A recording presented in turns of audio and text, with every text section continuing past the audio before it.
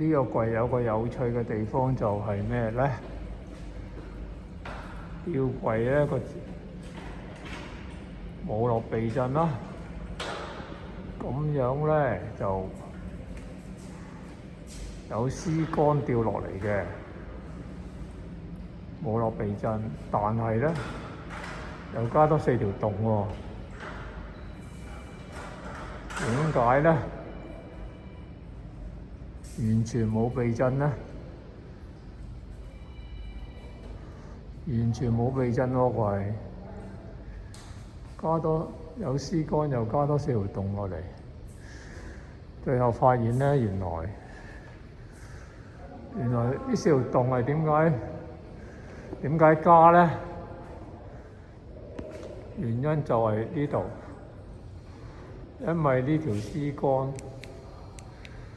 絲桿阻住個修理門拆唔到門，咁佢就廢咗條絲桿。